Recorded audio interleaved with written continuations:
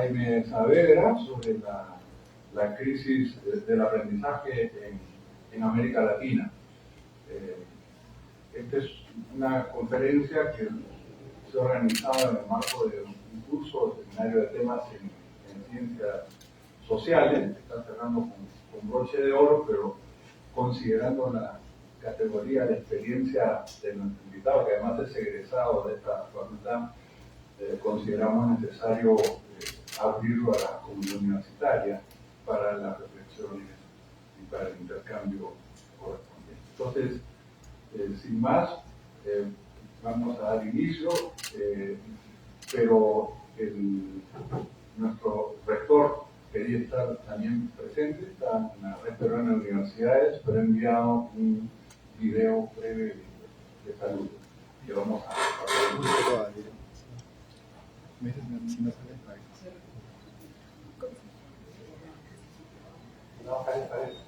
¿Cómo está? Qué gusto tenerlo otra vez en la Sala Católica de Perú. Me siento muy contento de compartir este video con ustedes y su presencia con nosotros.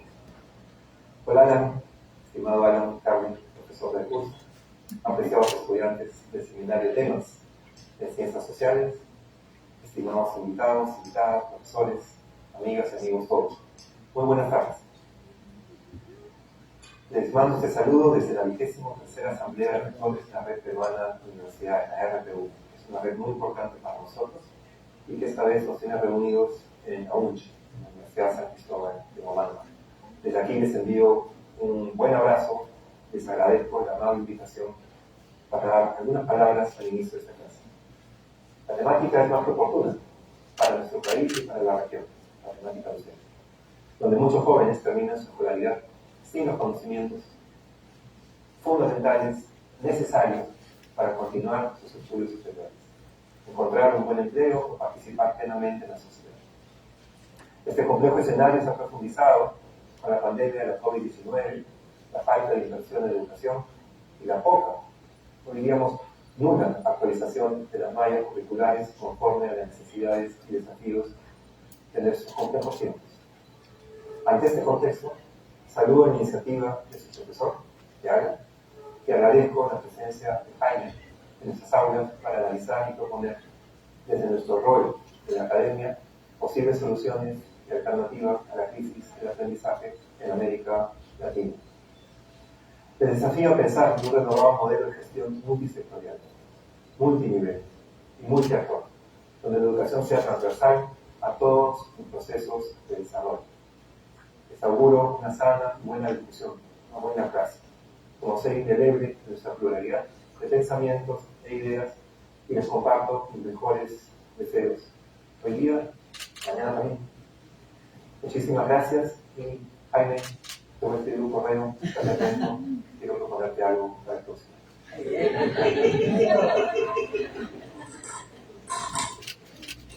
Muy bien.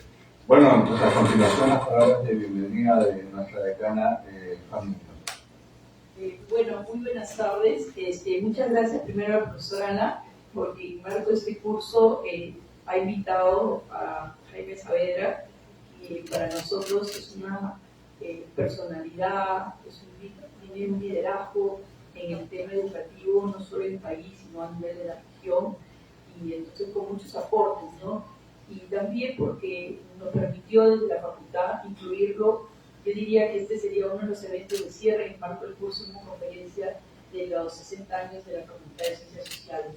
Entonces, en ese sentido, le agradezco al profesor Lantardi. Y también quiero decirle que es un honor darle bienvenida justo a esta conferencia en el marco de este curso, que es la crisis de los aprendizajes en América Latina, porque creo que justamente estamos viviendo, al menos en el Perú, en este contexto de contrarreformas del Estado y las contrarreformas en educación, para lo que hemos trabajado desde el Ministerio de Educación, que hemos visto cómo poco a poco han ido desmantelando, y imagino para ti, Jaime, será tan triste, ¿no? En un periodo que se construyeron tantas reformas, se empezaron a implementar y verlas desmantelar. En este momento, trabajar, que nos des a conocer estos aportes de qué pasa con estos aprendizajes que en el contexto de la pandemia se han agravado, va a ser muy importante también tener unas luces.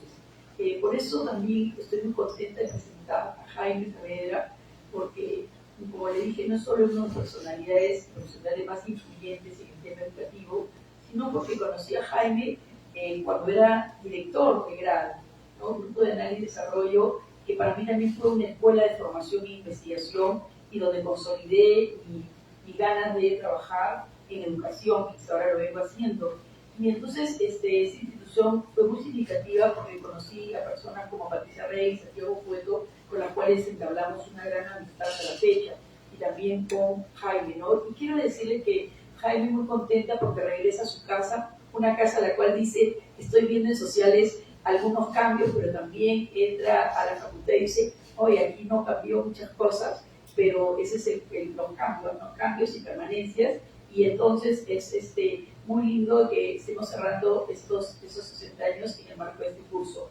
No quiero dar a conocer todos los detalles de la obra de Jaime, me parece que Alan lo va a presentar, no sé qué quiere que yo señale un chiquito, para todos los que no conocen a Jaime, que creo que la mayoría de ustedes lo conocen porque lo debe haber visto en distintos espacios. Jaime es economista de la Universidad Católica y ha estudiado su doctorado en Estados Unidos, en Colombia, y ha dirigido muchos trabajos innovadores en distintas áreas, desempleo, educación y sobre todo la pobreza y lo que es la economía de la educación. Le voy a dejar justamente a Alan para que complete la información. Solamente quiero decirle que, Jaime, te queremos dar la bienvenida y como dijo el rector, también desde la facultad estamos pensando en futuros en este marco de los 3 años, ¿no?, del mandato de la facultad, tener vínculo de trabajo contigo, que en este contexto es muy importante para nuestro país. Muchas gracias, Jaime, bienvenido. Y muchas gracias a todos y a todos los presentes. Y especialmente al profesor Alan Ferli por permitir que la facultad se una a este evento.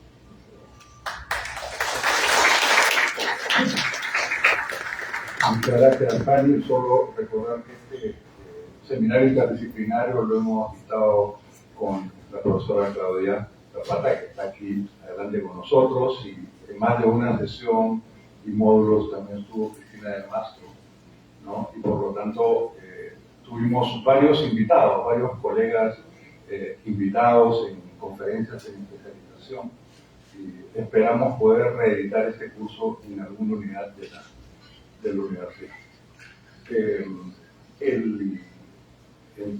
Seguidamente tendríamos las palabras de nuestro vicerrector de investigación, Eduardo Ismoes, de inauguración del evento. Gracias, Alan. Jaime, gracias, pensador, distinguidos asistentes, muy buenas tardes. Para mí es un gusto participar en este seminario de grupo. Normalmente muchos profesores a veces invitamos a nuestras clases, algún profesor distinguido participa, pero en esta ocasión y con un exalumno y egresado distinguido como Jaime Saavedra, Alan ha aprovechado para abrirlo y permitir que otros más podamos participar y gozar de esa intervención. Estamos en un país donde ya hemos estado en crisis permanente de la enseñanza, así que ahora peor, ya no solo hablamos de enseñanza, sino de aprendizajes. Un tema que preocupa mucho en el vicerrectorado de investigación, porque consideramos que no basta con trabajar con la educación, sino en paralelo hay que generar conocimiento. Todo el generar conocimiento tiene que ver con la educación, son cosas paralelas.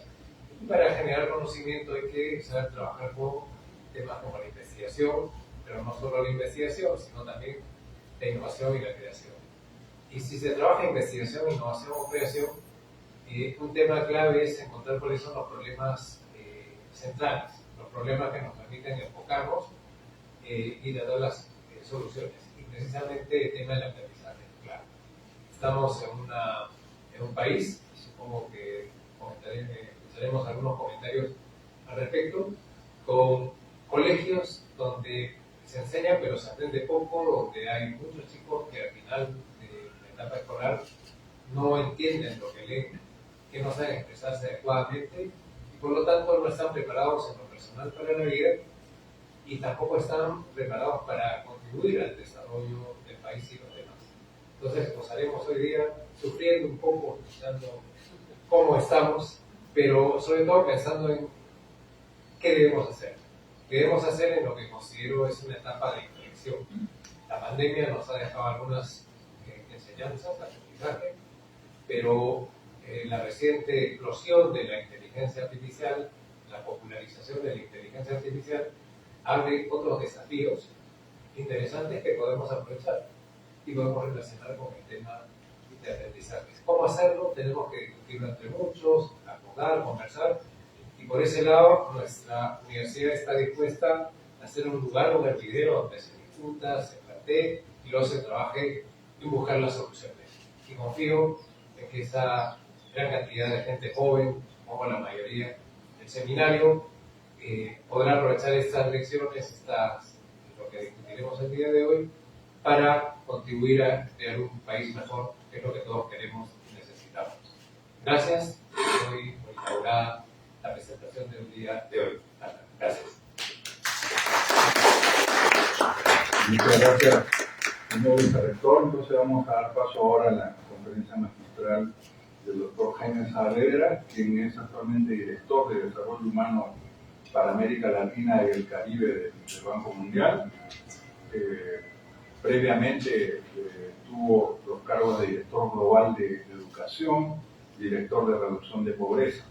Fue ministro de Educación en el Perú, es economista nuestro, de la PUC, y tiene un PhD en Economía por Columbia University y un doctorado honoris causa por la Universidad Cayetano Heredia. Ha enseñado en la Universidad Católica, Universidad del Pacífico, Harvard University y fue director ejecutivo de GRADA. Pertenece al directorio de Peace for All y del International Institute for Educational Planning Development. Así que, gracias por tu casa, adelante.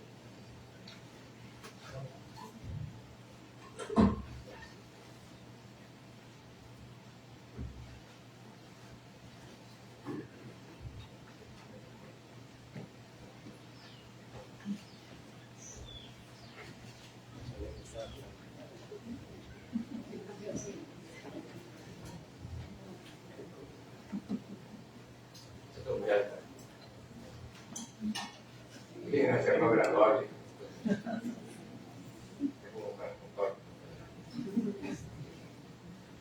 Bueno, quería agradecer por la invitación al profesor Aranterle, obviamente agradecer a Fanny y al vicerrector por las generosas palabras de bienvenida. Es un poco intimidante estar en este salón porque he dado examen muchas veces cuando no eran asientos así, sino eran carpetitas, ¿no? Entonces un poco de miedo, ¿no? Correctamente con lo que tenía acá, como se voy a tener. Pero bueno, estamos ya varias décadas después y quería usar estos minutos para, creo que el vicerrector justo resumió lo que quería compartir con ustedes, que es una visión rápida de cómo están, cuál es la situación de los aprendizajes en América Latina, algo muy breve acerca de qué cosas se puede hacer desde el punto de vista de las intervenciones educativas, y luego una reflexión acerca de cuáles son las condiciones que tienen que darse para que una política social, en particular política educativa, sea efectiva, ¿no? Ahí entrando una reflexión acerca de qué podemos hacer en el futuro cercano. Empiezo con la parte más positiva, digamos, ¿no? que es lo que está pasando con la educación en los últimos 30 años o 40 en América Latina y en el mundo. Y la noticia buena es que los chicos están en la escuela, ¿no? Esas son las tasas de matrícula neta en primaria. La línea amarilla es América Latina y el Caribe, la línea azul es para todo el mundo. Obviamente hay países de bajos ingresos en cuales todavía hay una brecha que todavía por cerrar, pero en general la mayor parte de chicos en la primaria en particular están en la escuela.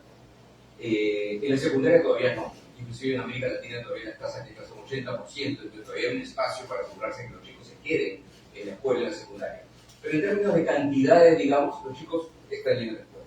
La gran pregunta es, ¿qué está pasando? Como ya intuía el vicerrector, ¿qué está pasando en esas escuelas? La gran pregunta es si lo que está pasando en esas escuelas es efectivamente el nivel de interacción y el nivel de estímulo que los chicos deben tener. Y lamentablemente ese no es el caso, ¿no? Nosotros tuvimos, desde fines antes de la pandemia, en 2019, empezamos a trabajar en el Banco Mundial con un indicador que le llamábamos pobreza de aprendizajes, ¿no? Y tomando distintas bases de datos internacionales, hacer un cálculo para todos los países, para la mayor parte de países del mundo que pudiéramos, y tener un indicador que sea fácil de entender, ¿no? Un indicador que no fuera para educadores, sino para todo el mundo. Y el indicador es una cosa muy simple. ¿Cuál es el porcentaje de chicos que a los 10 años pueden leer y entender un texto? No te pueden leer una palabra o una oración nada más, sino un pequeño texto. Y si ustedes lo piensan bien, es una vara relativamente baja, ¿no? Cualquiera de ustedes que tenga hijos a los 10 años, quiere que tu hijo pueda leer una pequeña novela, ¿no? Pero pongamos esa vara baja, ¿no? Si pueden leer y entender un texto simple. Y lamentablemente esa pobreza de aprendizajes, antes de la pandemia, hasta antes de la pandemia, en América Latina y el Caribe, era 52%. Era un poquito mayor, era para si miramos a todos los países de ingreso medio y bajo, ese número hubiera sido 56%. ¿No? América Latina estaba alrededor del promedio de los países de ingreso medio y bajo. Pero ese número es un desastre. Si ustedes piensan bien, esa pobreza de aprendizaje debería ser cero, igual que el hambre, igual que la pobreza extrema. Todo niño al final de la primaria debería poder leer, ¿no? Porque eso además es la precondición para todas las otras competencias que nos interesan en la educación. Aquí no estamos pensando qué va a pasar con historia, geografía, ciencias sociales, psicología en la secundaria, si el chico no sabe leer. Entonces, ese número es una cifra alarmante, ese 52%. Lamentablemente, este número fue en el 2019, lamentablemente vino la pandemia. Y América Latina, junto con Asia del Sur, fueron las dos regiones del mundo en donde los cierres escolares fueron los más largos del planeta. Estuvieron los chicos casi 2 años afuera de la escuela, lo cual es gravísimo. Piensen ustedes, ¿no?, que cuando tenían ustedes 10 o 12 años, que la escuela hubiera desaparecido de sus vidas durante 2 años. Entonces el shock ha sido fortísimo, y el cálculo que teníamos al 2022 es que esa misma pobreza de aprendizajes en América Latina subió a 79%. Si ustedes me preguntan cuánto es ese número hoy día, 2 años después, probablemente el número ya no es 79, es un poco más bajo. Debe estar alrededor de 65, pero no tenemos datos para todos los países. Si ustedes me dicen cuál sería una adivinanza, ese número debería ser un 65% hoy día 2024. Esa cifra es igual de terrible.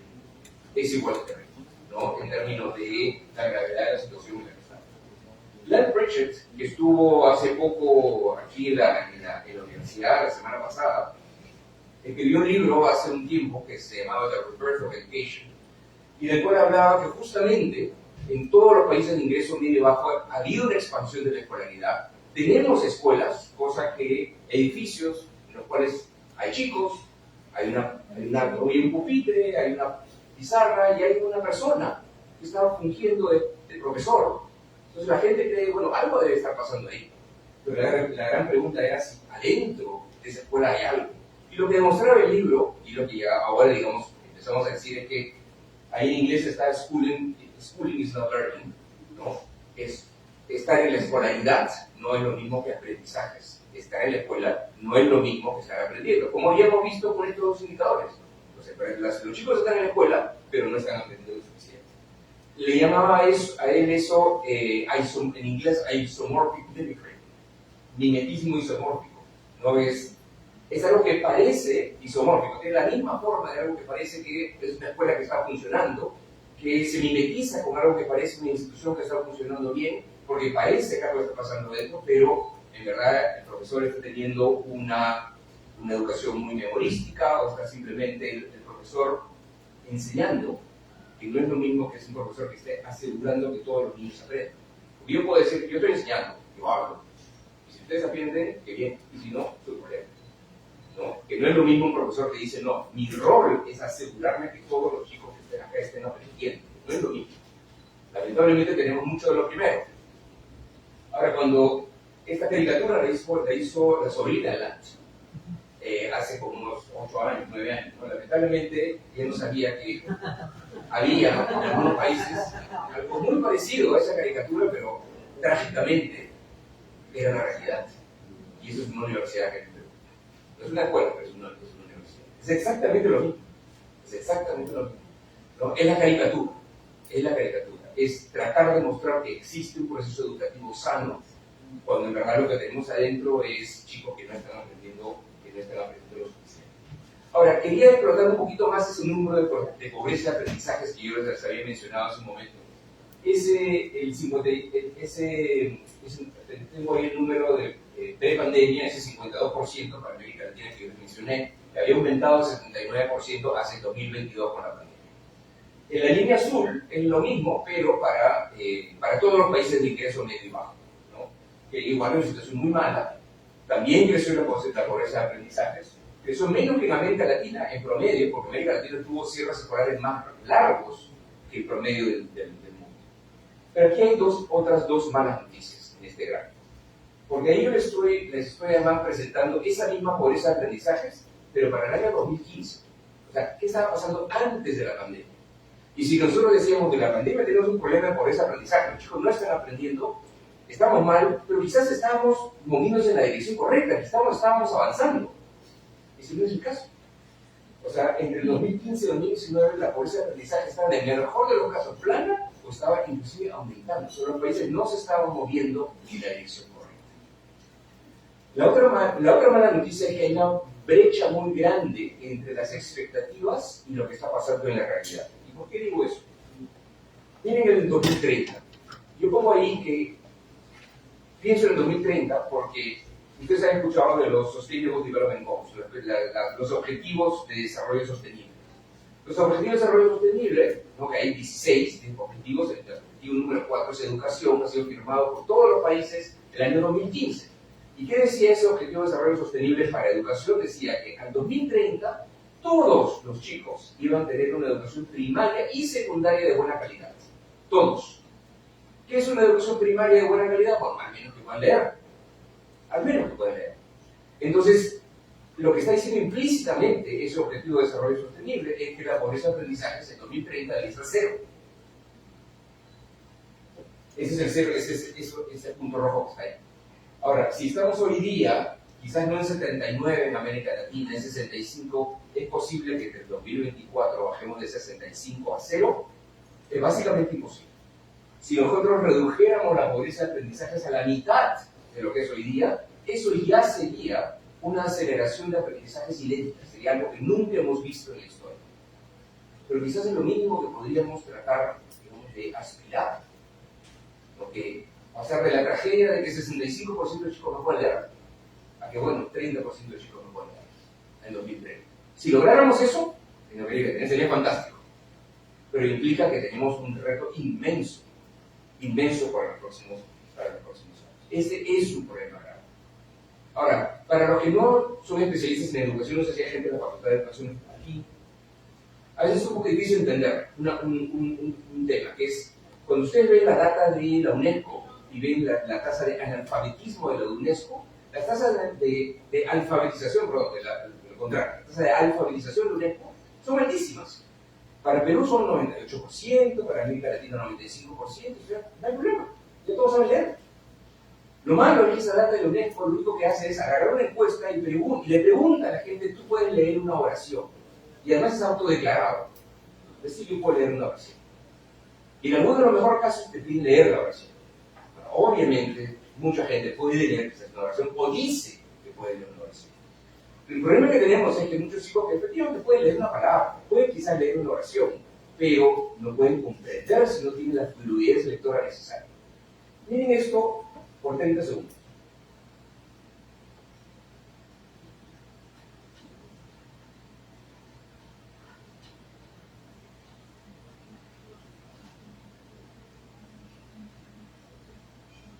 Cuando acabó el chico en un país pobre de leer toda esa oración, se ha demorado tanto que cuando leyó la última palabra ya se olvidó de la primera palabra. Entonces el chico puede leer, sí, lee palabras, quizás no puede completar la oración, pero no está comprendiendo lo que lee. No está teniendo fluidez, no está teniendo prosodia, no puede entender ese párrafo. Entonces ese chico va a pasar a la secundaria, quizás, y eso está pasando en muchos casos, no va a poder entender ninguno de los textos y va a anotarlos. Entonces ahí, o sea, tenemos que entender que hay un problema gravísimo de calidad. Ahora, déjenme pasar por un momento a datos para la secundaria. Estos son es el desempeño en PISA de América Latina. PISA es el Program of International Student Assessment, que es una prueba para matemáticas, ciencias y lectura que hace la OECD para un conjunto de países, para todos los países de la OECD, más un conjunto de países de ingreso medio, incluyendo Perú y muchos países de América Latina. Dos problemas ahí. Uno es que, tanto para la OECD como para América Latina, los aprendizajes están planos, no están mejorando. Singapur está mejorando, pero no está mejorando ni para la OECD ni para América Latina, está plano. Y además hay una diferencia muy grande, tanto en lectura como en matemáticas, entre la OECD y América Latina, además de aproximadamente 100 puntos. 100 puntos es un poco de selección, no hace la equivalencia de 100 puntos en puntaje de PISA a años de escolaridad, son alrededor de 3 años y medio o 4 años de escolaridad. De diferencia entre ese chico de 15 años que está en Canadá con el mismo chico de 15 años que está en el Perú. Los 15 años, los chicos en América Latina están muy rezagados comparados a los promedios de la OECD. El promedio de la OECD es lo que está en negro. Si ese es el promedio, Grecia e Islandia son otros países de la OECD que están por debajo del promedio de la OECD. Chile también está por debajo, pero Chile está, luego viene México, Perú, Costa Rica, y miren República Dominicana y Paraguay. Mucho más lejos, inclusive que donde están México, Costa Rica, Colombia en este momento. Y por otro lado, si ustedes comparan Singapur con el promedio de la OECD, Singapur está mucho mejor que el promedio de la OECD. Entonces hay brechas inmensas en el planeta de esos mismos chicos de 15 años que están en la escuela. Recuerden, PISA es el puntaje de chicos que están en la secundaria. No está tomando en cuenta todos los chicos que ya desertaron de la secundaria. Es particularmente grave, inclusive en Paraguay, en Brasil, menos en el Perú, pero también. En verdad, la brecha con República Dominicana son inclusive más grandes, porque hay muchísimos chicos de República Dominicana que no siquiera están en la secundaria, mientras que todos los chicos de 15 años en Singapur están en la secundaria. Entonces, esto es lo que nos muestra una brecha muy grande dentro del planeta. Ahora, quería también mostrar este mismo indicador de PISA, en este caso pusimos en matemáticas, para distintos países de América Latina, ¿no? Y ahí el mejor que está es Chile, que es la línea anaranjada, aunque no está creciendo Chile. Está mejor que el resto de América Latina, pero está plano. Los únicos países que han estado creciendo son Perú, que es la línea roja que ven ahí, y también un poco Colombia, la línea amarilla.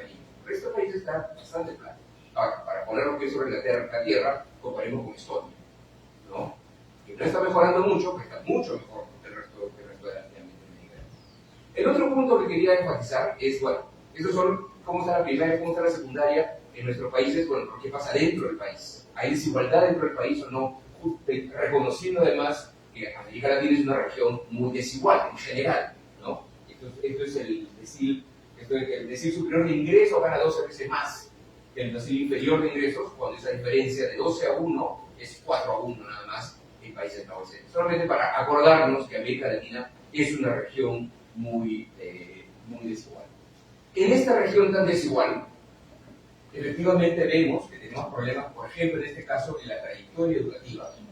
Los chicos, si tenemos casi 100 chicos en la primaria, perdemos un grupo de chicos en la secundaria, pero si comparamos los quintiles de ingreso, perdemos mucho más chicos en el quintil más pobre que en el quintil más rico. En el quintil más pobre perdemos un tercio de chicos. Y si luego nos vamos a la educación superior, en el quintil más pobre solamente pasan 13 chicos a alguna institución de educación superior, ¿no? Mientras que pasan 47, casi la mitad del quintil más rico. Entonces aquí tenemos que se está abriendo una brecha de acceso por nivel. Lo mismo, y si ahí estamos mirando acceso a la educación, acá estamos mirando aprendizajes otra vez, esto con una evaluación de la UNESCO para el tercer grado, y vemos cuál es el porcentaje de estudiantes con alto rendimiento, ¿no? Y el porcentaje de chicos con alto rendimiento es mucho mayor, lo que está en el punto amarillo, los chicos del quintil 5, que los chicos del quintil más pobre, ¿no? Interesante si vemos problemas, por ejemplo, de países como Argentina, porque inclusive los chicos del quintil más rico tienen muy pocos chicos, ¿no? entre los que están de mayor rendimiento. Entonces vemos brechas muy grandes al interior de los distintos países americanos. Y por último, en términos de brechas de desigualdad, vemos que también dentro del aspecto socioeconómico vemos brechas muy grandes entre el aprendizaje entre escuelas públicas y privadas. ¿no? Y esta barra azul positiva, porque esta es la diferencia entre privado y público, si la brecha es hacia arriba, es porque privado tiene puntaje más alto que el público. Entonces, efectivamente, hay diferencia, digamos, en los rendimientos de chicos de todo tipo de cosas. Ahora, una pregunta que ustedes se tienen que hacer es, ¿por qué está pasando esto? Porque la escuela privada es en promedio siempre mejor que la escuela pública, el valor agregado de la escuela privada es mayor que el valor agregado de la escuela pública, o es porque chicos con mayores ingresos van a una escuela privada, y entonces son chicos en los cuales en su casa hay libros, tienen más estímulo en su casa, o de repente tienen un tutor, puede estar pasando cualquiera de esas cosas. Entonces se hizo también este mismo análisis de estas mismas brechas, pero controlando por nivel socioeconómico. Y entonces para un mismo nivel socioeconómico hay una brecha, inclusive en algunos casos es negativa. En la OECD en promedio, la escuela pública en realidad es mejor que la privada, ¿no? Y hay una brecha todavía en Perú y Brasil, pero es muchísimo. Pero es cierto igual que los padres de familia están enviando, a pesar que no es cierto que el valor agregado de la escuela privada sea muy alto, pero los padres por alguna razón lo están enviando, por alguna señal en el mercado, por networks, no redes sociales que las familias valoran. Algo tiene que estar pasando, porque efectivamente la asistencia a la escuela privada es mucho mayor que los estratos más ricos, que es lo que vemos en estos cálculos para Colombia, para Perú, para Argentina, que es el porcentaje de matrícula en escuelas privadas por deciles de ingreso. Mucho más, deciles más altos, tienes un porcentaje de matrícula privada muchísimo más alto, en los 3 países, y muy claro. Entonces, ahí hay algo que nos tiene que preocupar, ¿no? ¿Por qué las familias ricas se están desentendiendo entonces de lo que está pasando con el sistema público? Esa es la gravedad de esto. Si hubiera algún porcentaje mayor de matrícula privada de las familias ricas, ok, eso pasa inclusive en Estados Unidos, inclusive en Canadá. No pasa en los países escandinavos o en Singapur, en donde la matrícula privada la matrícula pública es 99%. Ahí es todo público. Los países más ricos, y los países del Asia del Este, la matrícula es todo público. El que la matrícula sea toda pública es que entonces a todos les interesa el sistema público. A todos les interesa asegurarse que todos tengan acceso a una educación de calidad. Si tú le preguntas a una persona en Alemania, ¿en qué colegio vas a poner a tu hijo? Te va a decir, la pregunta, el más cercano, pues. No entiendo tu pregunta. Porque todas las escuelas en Alemania son razonablemente buenas y son iguales, ¿no? Y lo mismo va a pasar en un país nuevo. Eso no está pasando en América Latina, y tiene mucha gente para que él puede decir que el servicio público ese no es el problema, ¿no? Y eso es algo muy grave. Ahora, la gran pregunta es, tenemos claramente una crisis económica. No todos los chicos están quedando en la secundaria, los chicos que están en la primaria, muchísimos de ellos no están entendiendo. Eso no es un problema, eso es una crisis. Sería un problema si fuera que el 10% no están aprendiendo. Sería un problema, pero acá no estamos en un problema. Estamos en una situación mucho más grave. ¿Sabemos cómo resolverlo? No voy a entrar en los temas de todo lo que hay que hacer en temas de política educativa, pero si usted me dice, tenemos alguna ya evidencia de lo que hay que hacer en un aula hoy día, no necesariamente las reformas grandes que tenemos que hacer del sistema educativo, sabemos lo que tenemos que hacer hoy día en un aula para que un aula funcione, sí lo sabemos. Sí lo sabemos. Sí sabemos que tenemos que asegurarnos que captamos a los buenos profesionales como maestros que estén motivados, que hayan internalizado su rol, como yo les decía al comienzo, que hayan internalizado que su rol no es enseñar, sino su rol es asegurarse que todo chico aprenda, que no es lo mismo, y que tengan que le hayamos dado sesiones de aprendizaje para que pueda preparar bien sus clases, que le damos todo el material necesario. Sabemos que tenemos que hacer eso. Y en América Latina eso no está pasando con todos los profesores. No todos los maestros están siendo bien seleccionados, no todos los directores están siendo bien seleccionados, ni están teniendo el apoyo que necesitan. Sabemos que tienen que tener materiales y tecnología, no solamente los profesores, sino los chicos. Todo niño tiene que tener material de lectura, todo, 100%, tiene que llegar en marzo, ¿no? Eso, hoy día creo que ya hay material, por lo menos que llega a todo. Hace 10 años ni siquiera en Perú les llegaba a todos a tiempo. Ahora estamos un poco mejor, pero todavía tienen muchos países de América Latina, igual vas a una escuela particular donde fuera rural, un chico no tiene material de trabajo. Eso es obvio, ya sabemos que eso tiene que pasar. sabemos que tenemos que medir los aprendizajes, y obsesivamente medir los aprendizajes, no podemos navegar a ciegas. Y cuando digo medir los aprendizajes, no es solamente participar en la prueba PISA. Participar en la prueba PISA está muy bien, es útil, pero la prueba PISA hace una muestra de 300 o 400 colegios y te dice cómo está el Perú. ¿Eso es útil? Sí, es útil. Pero eso no le da ninguna señal al director de una escuela si los chicos en su escuela están aprendiendo nuestras necesidades. Nosotros tenemos que tener data, porque ya existía en el Perú, me da la impresión que se ha descontinuado, que hay una evaluación censal de aprendizajes, cuando el director sabía cómo estaba su escuela y el profesor sabía cómo estaba su aula y sabía cómo estaba cada uno de los chicos en su aula. O sea, nosotros necesitamos medir los aprendizajes de cada niño, porque el buen maestro sabe que el aula es heterogénea, y en una aula heterogénea unos chicos requieren más atención que otros, más ayuda que otros, más estímulo que otros, y ese profesor tiene que tener la data de cada uno de los chicos, y el director tiene que tener la data de cada uno de sus aulas, y el director del OGEL de cada una de sus escuelas. Entonces necesitamos medir bien. Y por último necesitamos usar los métodos correctos. Existe muchísimo debate, ¿no? Y ese es un debate ya no entre economistas, sino un debate entre educadores de cómo enseñar a leer. Y ya se sabe que lo que dice que se focaliza más en el método fonético, los chicos avanzan mucho más rápido que con otros métodos de enseñanza y lectura. El teorio también. Enseñar el método correcto, medir los aprendizajes, tener los maestros correctos, con el apoyo correcto, con todos los chicos con un material de escuela, eso ya lo sabemos. Eso ya lo sabemos. Y nada de eso es física nuclear. Nada de eso es física nuclear. Si cumpliéramos nosotros con el trabajo de que todas estas 4 condiciones se den en todas nuestras aulas, no vamos a hacer Estonia todavía, pero sí que tenemos una potencia de aprendizaje muchísimo más baja y los chicos aprenderían a leer. El problema, el real reto, no es saber tener esos 4 elementos, medir los aprendizajes, los maestros correctos y los autos.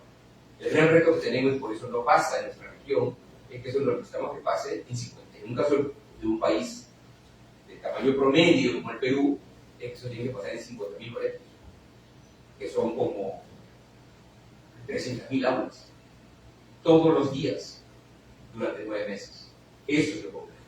Eso que tenemos que hacer tiene que pasar a escala en todas las aulas. Para que eso pase, necesitamos una política educativa que nos permita asegurar que todas esas condiciones se den en todas las aulas del país.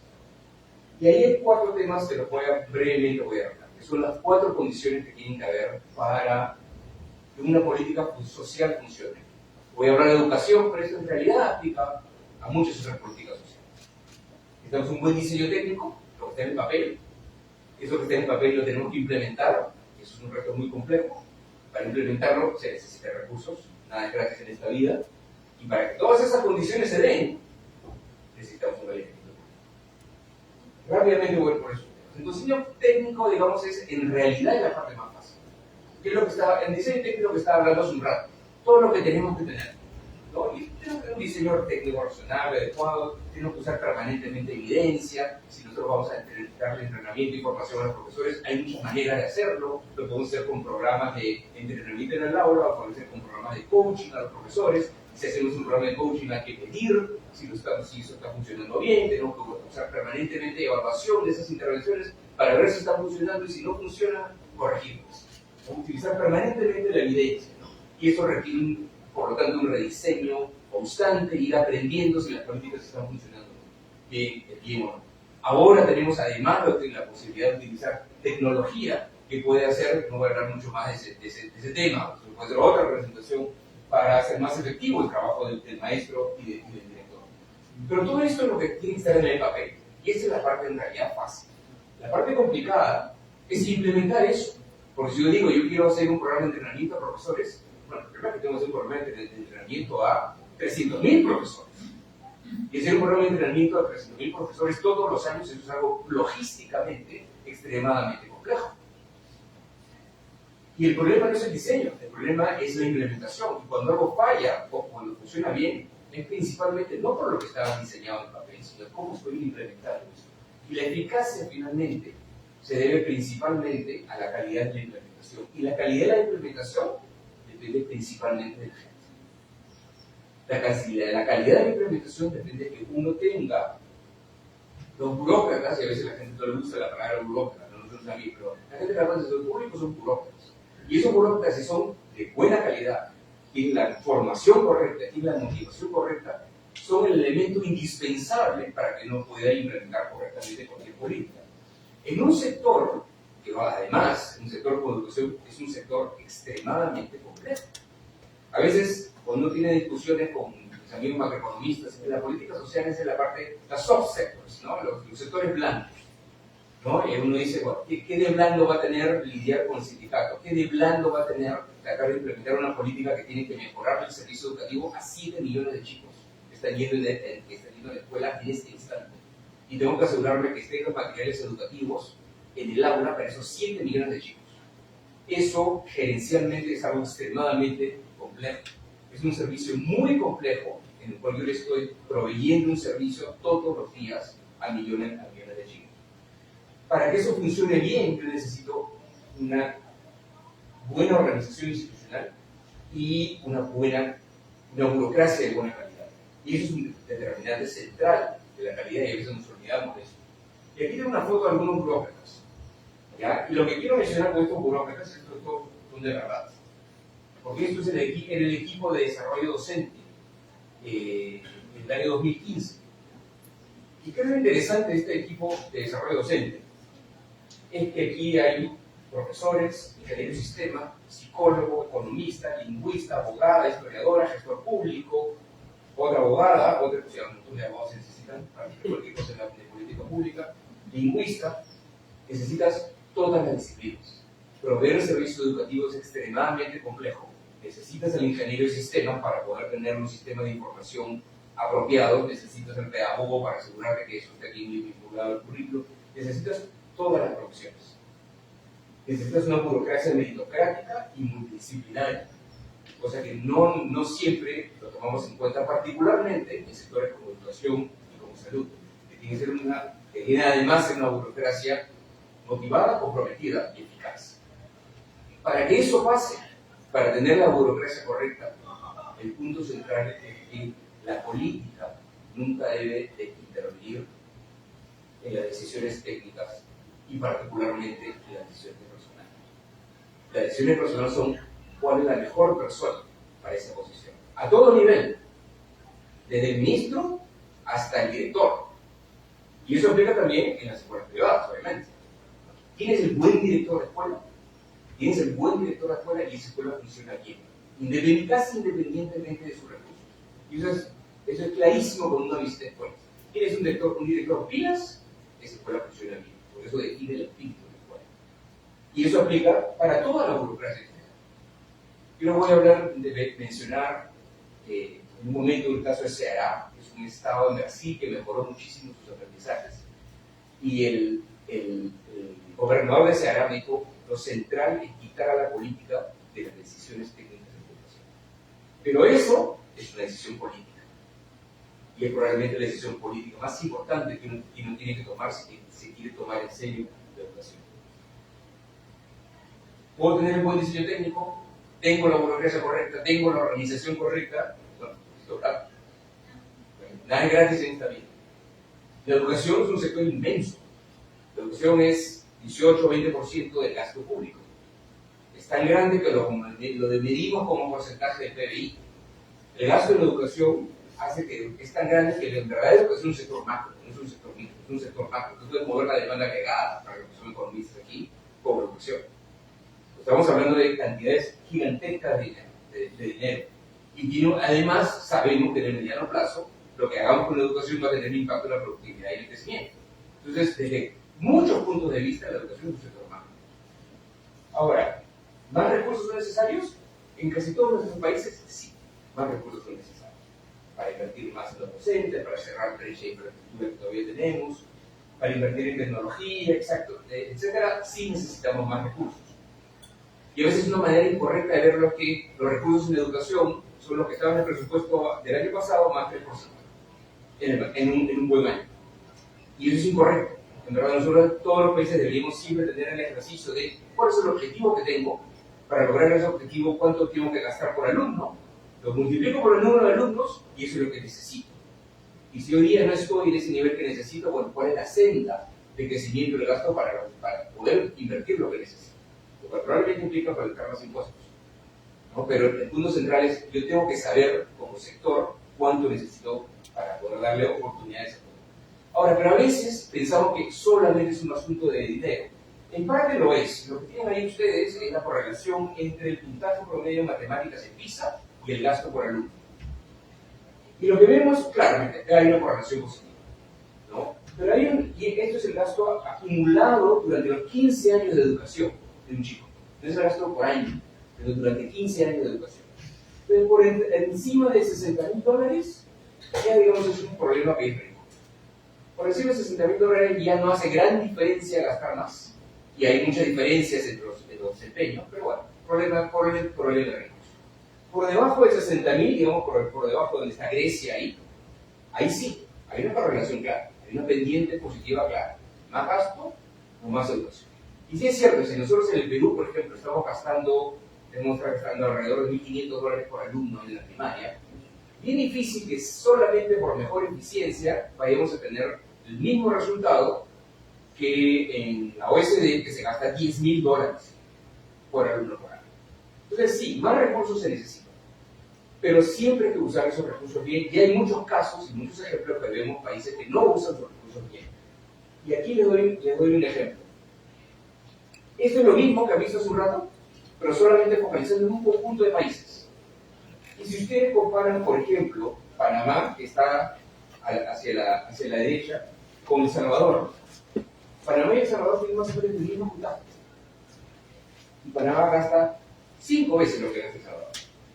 Panamá es extremadamente ineficiente con su recurso. Y si comparan, por ejemplo, República Dominicana con Turquía, gastan más o menos lo mismo. Y Turquía tiene mucho mejores resultados que República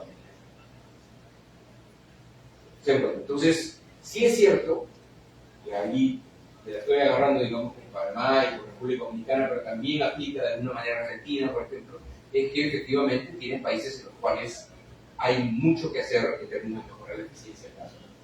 Y aquí quería solamente ahí mostrar que efectivamente si ya lo miramos desde el punto de vista más macro, ¿no? Los países más ricos efectivamente gastan, y esto no es ya el gasto en educación, es gasto público en general. Los países más ricos gastan 40%, la OECD tiene gasto público de 40% del PBI. América Latina tiene un gasto público menor al 20% del PBI. Entonces difícilmente con ese gasto le vamos a poder dar oportunidades a todos por igual.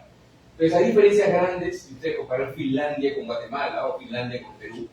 Ahora, pero también tenemos países que aumentan su gasto y no mejoran sus indicadores, como es el caso particularmente de Argentina. Argentina ha aumentado su gasto público en general, también ha aumentado algo su gasto de educación y no tiene mejores resultados. Eso es otra muestra que efectivamente tiene países que gasta más, pero no asegura eso, nada, por estar siendo ineficiente. Y finalmente, el último punto es el tema de alineamiento político. Y ahí tenemos un problema grave, que es que no necesariamente tenemos una internalización de que la educación es una condición necesaria para el desarrollo. Eso se dice. Pero mirando las decisiones en el día a día de las autoridades en muchos de nuestros países, eso no es cierto. No es que claramente yo esté convencido de que la educación es crucial para el desarrollo del país. Y cuando hablo de alineamiento político, es asegurarnos que todos los actores, ¿no? Autoridades centrales y locales, sindicatos, docentes, sector privado, dueños de universidades, ONGs, partidos políticos, todos tomen decisiones en relación a la educación que tengan que ver con los aprendizajes de los chicos. Y no que tengan que ver con el interés político de un partido, no que tengan que ver con el interés del sindicato, con proveedores privados, con los maestros mismos. Todas las decisiones en educación tienen que ser en función de si lo que se está decidiendo es positivo o no para el aprendizaje de los chicos. Eso requiere además una comunicación constante con la población y requiere mantener a la política al margen de las decisiones técnicas. Pero como yo les decía, mantener a la política al margen de las decisiones técnicas educativas es una decisión política. Un par de ejemplos nada más, y con eso termino. El estado de Ceará es uno de los estados más pobres de Brasil. Esto es el puntaje en aprendizajes, lo que está en el eje, vertical, y ahí estoy planteando lo que pasó en los últimos 15 años. Y Ceará avanzó mucho más rápido que la línea amarilla, mucho más rápido que otros estados ricos del Brasil, como Río de Janeiro y Sao Paulo. ¿Qué hizo Ceará? Un estado pobre del nordeste de Brasil. Para empezar, curiosamente, hizo en términos de intervenciones educativas, hizo esas 4 cosas que yo les mencioné hace un rato, que son unas cosas relativamente simples, solamente que hicieron concienzudamente bien esas 4 cosas en todas sus aulas. Y si miramos esos 4 ejes que yo les mencioné hace un rato, en el caso de Ceará, en Brasil, efectivamente, en términos de diseño técnico, tenían medición continua nominal de todos los chicos, en varios grados durante toda la primaria y la secundaria. Los maestros reciben formación y sesiones de aprendizaje, usan el método fonético y todos los chicos tienen materiales. En términos de capacidad de implementación, invirtieron mucho en formación gerencial de la burocracia, hicieron gestión de presupuesto basada en resultados. Te doy más recursos en función a los recursos a los resultados que estás teniendo. En términos de recursos financieros, en realidad al comienzo no aumentaron su presupuesto. Primero empezaron a usar los recursos bien, de manera eficiente. Y finalmente, en lo que se refiere al alineamiento político que vimos en Ceará, es que la educación fue una prioridad para Ceará en varias administraciones. Y una cosa inteligente que hicieron es hacer mucho trabajo de motivación y de reconocimiento público a los mejores docentes y a los mejores escuelas. Fue justamente el gobernador de Ceará quien me dijo de que el punto central era mantener a la política fuera de las instituciones educativas. Y otro ejemplo que quería mostrar es la reforma universitaria en el Perú. Hubieron esas 4 condiciones en la reforma universitaria de Perú que fue necesaria porque habíamos tenido una expansión inmensa de la oferta universitaria. Mucha de esa expansión había sido oferta privada, muy heterogénea en términos de calidad, muy buenas universidades por un lado, pero muy malas universidades por el otro. Entonces necesitábamos regularlo mejor. La reforma universitaria introducía estándares básicos para universidades públicas y privadas y un proceso de acreditación. Entonces, estaban las 4 condiciones. Yo diría que el diseño técnico apropiado estuvo y se estableció una ley. Se hizo en el papel lo que había que hacer. Hubo capacidad de implementación, no existía, pero se creó. Y se creó una institución que fue la Superintendencia Nacional de Educación Universitaria, la SUNEDU, ¿no? Que fue un organismo encargado de asegurar la implementación de la ley. Fue complicado, pero se creó esa burocracia. Esa burocracia se creó y empezó a funcionar. Hubo recursos financieros lo necesario para crear eso, era un tema regulatorio, entonces no era que requería recursos inmensos, ¿no? Entonces, hubo el recurso financiero necesario. La gran pregunta es si hubo el alineamiento político. Y ahí la respuesta es, depende del momento en que estemos hablando.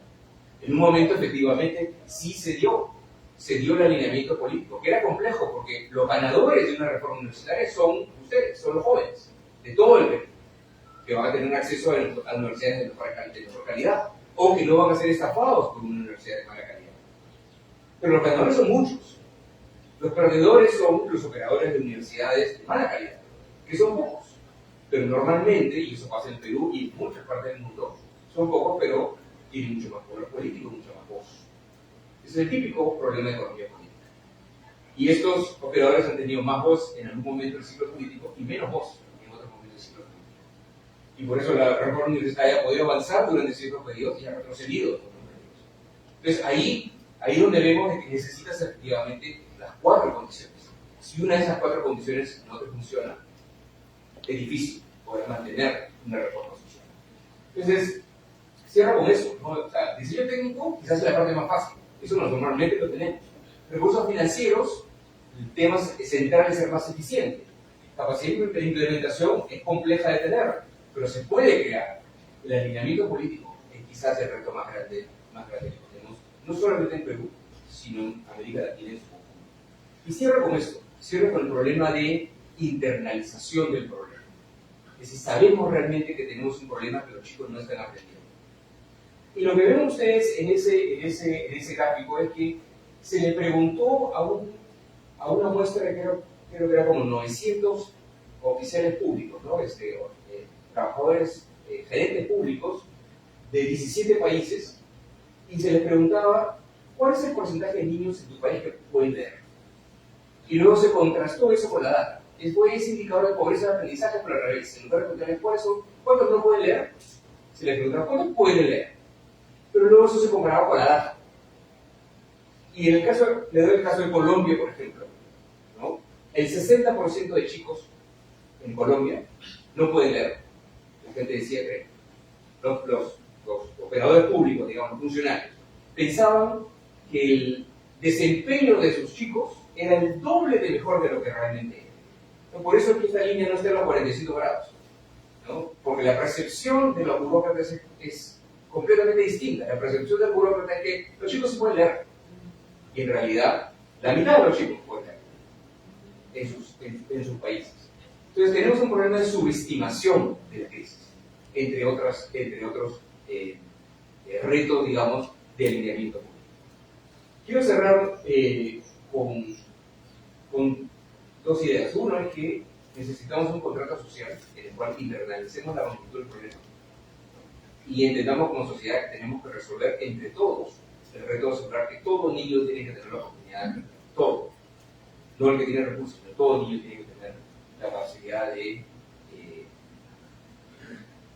tener esa oportunidad, digamos, de poder tener los aprendizajes fundamentales que luego le permita tener todas las otras competencias que nos interesen en la educación. Pero la última idea es que esto tiene que ser rápido. Esto es urgente. No hay tiempo que perder.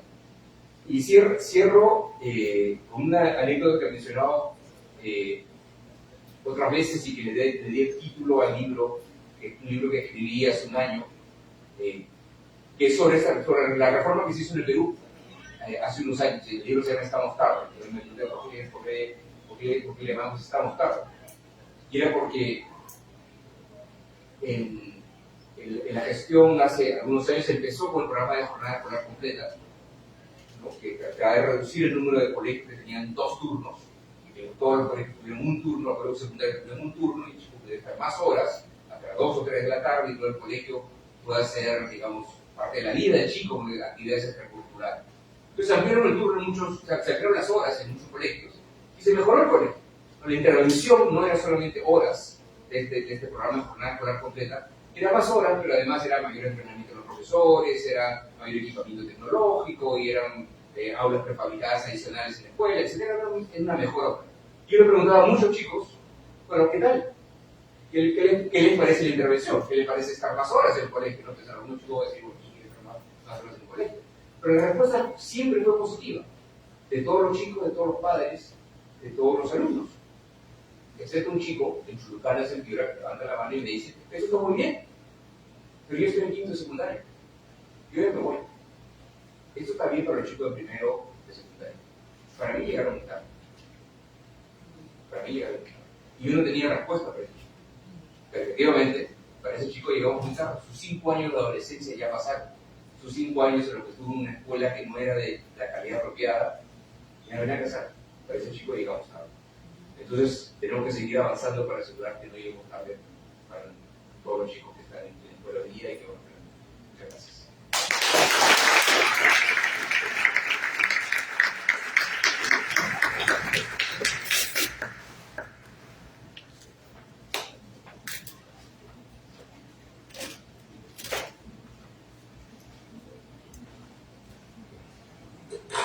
Muchas gracias por la brillante exposición y conferencia del doctor Saber. Entonces ahora pasaríamos al diálogo, a unos comentarios, intervenciones que haya sobre el tema desarrollado.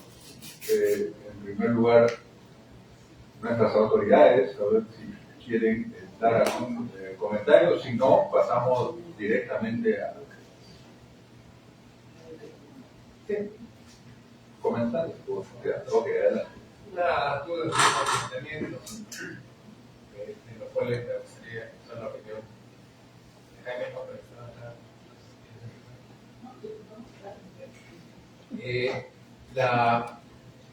La gran preocupación que tengo, que he tenido cuando he estado dedicando tanto en la Facultad de Ciencias y Ingeniería como en la Escuela de Posgrado, es esa preocupación porque los alumnos aprenden. Y ahí el profesor tradicional está más preocupado por enseñar. Y lamentablemente se genera toda una tradición, una cultura de sí. Esto viene de que empiezan las universidades, donde el profesor tal elección tiene la última palabra. Y entonces no se consigue que haya un enfoque en el aprendizaje. Sí, hasta lo puede ver mal un profesor porque dice: yo doy mi charla, si ellos aprenden en su proyecto, yo estoy dando lo que me compete dar. Hemos tratado de distintas maneras de crear, desarrollar mejoras, pero es difícil cambiar esa cultura y lamentablemente ese profesor enseña a un alumno que luego va a ser el futuro maestro y va a replicar la misma norma. Entonces, ¿cómo cambiar esa situación? ¿Cómo aprovechar técnicas, procedimientos? Y comentaba yo anteriormente el peso que podía tener la inteligencia artificial. Pero también yo me encuentro con la reacción de muchos profesores que lo ven mal. Por ejemplo, una experiencia que hicimos para acelerar el cambio de los planes de estudio de varios programas fue encargar a los responsables, como no encontraron respuesta de los profesores para que dediquen tiempo a hacer los cambios. Y decíamos, usemos la inteligencia artificial para una primera etapa, exploren, saquen algunas propuestas, y démosle al profesor un precocinado y que trabaje sobre eso. Bueno, había personas que no, consideraron que esto estaba mal. El profesor era el único responsable y quería encargarse de estos cambios.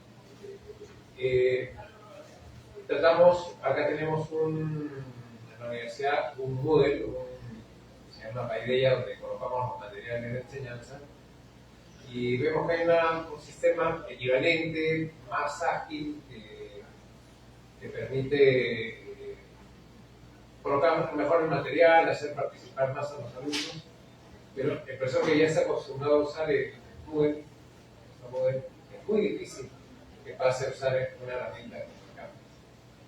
Entonces, si eso pasa en la universidad, donde además somos muy sabios, ¿no? Nadie va a enseñarnos, venía a enseñarnos cómo son las cosas. ¿En qué lugares han conseguido, como estaban hablando antes, cómo podemos conseguir que haya una revolución al respecto? Yo lo veo complicado y lamentablemente la esperanza de solución no viene desde arriba, ¿no? O un Ministerio de Educación que no ata ni trata o que saca directivas, reglamentos, cuando aparecen normatividades muy rígidas inclusive, que no toman en cuenta que el país pues tiene una distinta cultura, distintos espacios, donde hay que generar adaptaciones en cada lugar, donde comenzamos a provocar el cambio y que esto como un reguero de pólvora vaya trascendiendo y vaya generando un cambio cultural, que creo que es lo que tenemos que conseguir. Esa sería mi principal pregunta de observación. Ok. Fanny, vamos a recoger así los comentarios de la mesa y después, porque puede haber más comentarios también de la audiencia. Bueno, gracias Jaime, yo creo que de alguna manera sabíamos que los datos no iban a ser buenos en términos de lo que ha pasado en el país. Ya tú lo habías dicho, que esto antes de la pandemia incluso no estábamos en los rendimientos esperados, ¿no? O sea, pero se avanzaba un poquito, ¿no? Lentamente el caso peruano. Pero mi pregunta es, después de la pandemia, pues, fuimos y uno recorre las escuelas y se va viendo como que no hay un modelo, es como incluso las evaluaciones, o sea, no tenemos tampoco evidencias tan claras de cómo estamos, ¿no? Yo quería comentarte, o sea, más que comentarte, preguntarnos, ¿no? Uno, ¿cómo hacemos en el caso de nuestro país, ¿no? En un país en el que se desmantelan las reformas, ¿no? Especialmente la educativa, y en donde justamente la reforma de la carrera docente, ¿no? Ha bajado mucho en términos de lo que era el ingreso a la carrera, las pruebas, ¿no? Para formar esa burocracia, ese profesor competente, ¿no? Cuando ya íbamos en una dirección. Entonces, y tú que justamente efectivamente impulsaste, implementaste lo que fue la ley de carrera magisterial, ¿no? Del 2012. ¿Cómo ves tú ese panorama? O sea, sé que sale de lo que has señalado acá, lo que has presentado en tu conferencia, pero sí me gustaría tu mirada, ¿no? Por lo mismo que comentaste, que da el título a tu libro, ¿no? Que realmente se ven todos los esfuerzos que se hicieron y que no era solo eso, sino ya era un recorrido, ¿no? Entonces, me preocupa porque uno visita las escuelas y se va dando cuenta que se vienen funcionando algunas que yo visito, son rurales, urbanas en Ayacucho. Te das cuenta que no hay un modelo, porque incluso el enfoque pedagógico, constructivista, no se llega a implementar. Y eso me preocupa mucho, ¿no? Porque ya tenemos años, porque no se evalúa, se habla de cambio de currículo y no se evalúa. Entonces tú dices, no, tenemos un diseño más o menos, pero en la implementación no llegamos a implementar. Entonces esa es una de las preguntas que tengo. La segunda tiene que ver con la lectura, ¿no? ¿Cómo brindamos ahora la lectura en una época en donde los estudiantes, ¿no? Incluso universitarios, no quieren leer tanto, pues, o sea, no, incluso te dicen, no, dale tus textos cortos, 30 páginas, cuando a uno le mandaban leer un libro, iba a la biblioteca, ahora tiene que facilitarle en el Paideia los textos, incluso es como una exigencia, ¿no? Yo me pregunto, o sea, ¿qué vamos a conocer una biblioteca, no? Porque es como mucho trabajo y el profesor escanea, entonces es como, y tampoco podemos decir que mi época fue mejor, porque finalmente ellos son nativos digitales, muchos de ellos, y hay otro tipo de acceso a la lectura. Entonces me pregunto si cómo compaginar, yo lo he visto, ¿no? Por ejemplo, en la zona rural pregunté y me decían que el uso de celulares no fue positivo, los docentes me lo decían, incluso hay algunas escuelas ahora que dejan los celulares porque dicen que incluso hasta sus formas de acercarse, de respeto a los docentes se habían perdido. Entonces yo decía que eso ha sido fatal. Entonces ahí cómo compaginar, porque incluso lo que leen mujeres, el acceso a las tecnologías de mujeres y hombres es diferenciado, ¿no? En términos de qué le gusta trabajar y, ¿no? En qué se lee ahora, ¿no? Entonces ahí me preguntaba cómo somos nosotros como un país lector, ¿no? Hicimos una encuesta que se lee, pero no se lee alto como en el caso de Argentina. Y la tercera, perdona Jaime que estés acá, pero sí me gustaría que nos des un mensaje, ¿no? ¿Qué podemos hacer en términos, tú has dicho un tema del alineamiento político, ¿no?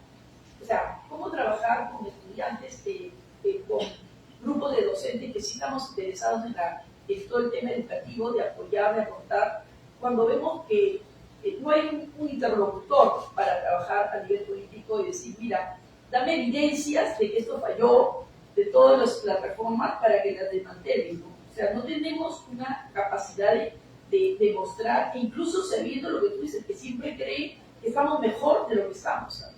En violencia, yo lo veo en violencia, dicen, no hay violencia en la escuela, es violencia en la familia, entonces hay una percepción de no reconocer el problema dentro y verlo fuera, y si le preguntas acá, hacemos una encuesta más decir lo mismo, leen y es más alto y es mentira, ¿no? Esas son las preguntas que hacer. Muchas gracias, Fanny. En el auditorio hay colegas de distintas unidades y estudiantes también. No sé, quizás sabemos si alguien quiere tener alguna pregunta, algún comentario. Ya hay varias manos por allí. Tomaremos una ronda para que nuestro...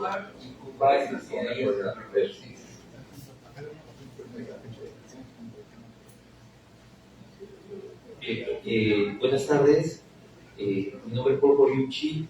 Yo he trabajado en el proceso de acreditación de los programas de ingeniería. Soy actualmente coordinador de calidad, hemos logrado la norma ISO 9001 para 12 maestrías. Bueno, y tengo una hija que está en nivel primaria. Mi pregunta va por el lado de, con respecto a lo que ha expuesto el doctor Saavedra, ¿no? Bastante interesante. Me quedo con el tema de Vietnam, me parece que los resultados que ha tenido son impresionantes con el bajo presupuesto que tienen. Pero, por ejemplo, usted hablaba de más o menos 1.500 que se invierte por alumno acá en el Perú. Pero, ¿qué pasa, por ejemplo, con los colegios particulares? Porque no sé si la realidad de los colegios particulares son tan distintos a los de los nacionales, pero, por ejemplo, hay colegios particulares que son $1.500 los pagan al mes, ¿no? Y no se ve la diferencia, pues, con Vietnam, por ejemplo, ¿no? también hay una paradoja, ¿no? Hay colegios, por ejemplo, yo con mi hija en un colegio japonés y hay otro colegio peruano-japonés que cuesta el doble, pero por ejemplo la Católica tiene convenios de ingreso directo y con el colegio que pagan la mitad, ingresan el medio superior, pero con el colegio que está mucho más caro, solamente ingresan el tercio. Entonces no hay una relación, hay una paradoja ahí. Entonces, ¿cómo reflexionar frente a ese panorama, ¿no?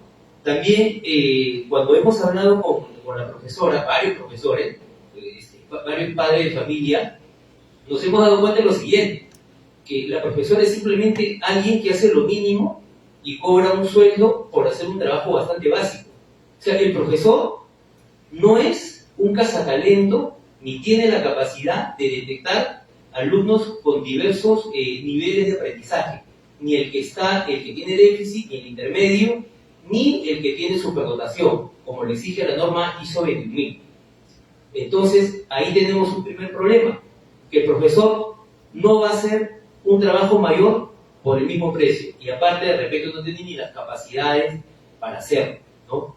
Eso es básicamente lo que le quería comentar.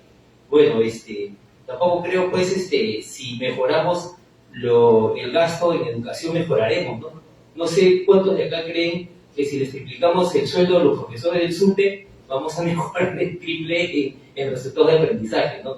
Bueno, ese sería el panorama que yo le comento, que me ha tocado vivir, y cómo podemos afrontar frente a este panorama que es bastante real, ¿no? Muchas gracias.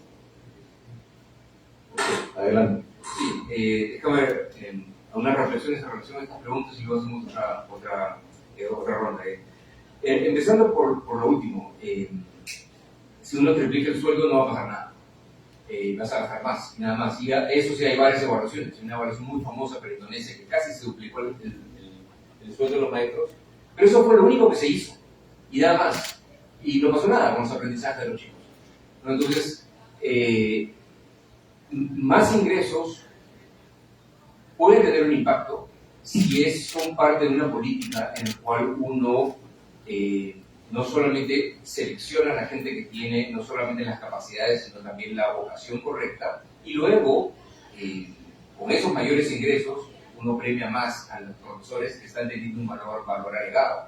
Justamente uno premia más a aquellos docentes que, por ejemplo, entre otras cosas, uno de los principales detalles de un buen docente es que detecte la heterogeneidad, ¿no? El buen docente, y eso lo hemos visto, los buenos docentes son así. Los buenos docentes saben que los distintos chicos tienen distintos niveles de aprendizaje y requieren distintos niveles de apoyo. El profesor malo, el profesor que no es bueno, que simplemente está ahí porque es un empleo y le da algo de ingresos, le enseña al alumno promedio, y el alumno promedio no existe el alumno promedio. Entonces ese es el profesor que simplemente enseña y no le está importando si el alumno está aprendiendo o no está aprendiendo. Ahora, ¿eso se pueden lograr cambios? Sí se pueden lograr cambios. Y se logran cambios para empezar, justamente como lo que yo mencioné a veces, uno midiendo los aprendizajes de cada chico. Entonces, tenemos que tener la data de qué está pasando con todos los 30 chicos de ese salón. Pero ese profesor también tiene que sentirse responsable de lo que está pasando, junto con el director de la escuela. Oye, ¿qué está pasando con estos chicos? ¿Por qué estos 10 no están aprendiendo? Entonces, tenemos que hacer una intervención adicional con esos 10 chicos. Y director y profesor y maestro, bueno, están preocupados por el desempeño de todos los chicos que están en esa escuela. Eso sí se logra a nivel micro y se puede lograr a nivel macro. Sí que uno tiene una estructura, digamos, de selección y de promoción de maestros que efectivamente promueva el esfuerzo y que promueva que el maestro internalice cuál es su rol. Eso puede pasar en una escuela pública y en una escuela privada. Cuando menciono la escuela privada, efectivamente son más caros. Como yo mencionaba, la escuela privada a veces tiene un valor agregado positivo, y puede que sea mayor que el público, pero a veces no. A veces no, justamente mismo, cuando controlamos por nivel socioeconómico, a nivel de todo el mundo, no estamos hablando de Perú, el valor agregado de la escuela privada no necesariamente es mucho mayor que el público. Sí es cierto, ¿no?, de que pueda que el chico esté en una escuela que tenga mejores condiciones físicas, pero no es claro de que hay un valor agregado desde el punto de vista del aprendizaje del chico.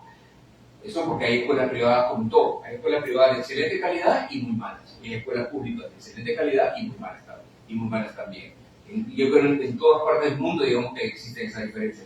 Lo que sí es una diferencia es que los países exitosos, casi todos los países exitosos, tienen más del 95% de su matrícula es pública.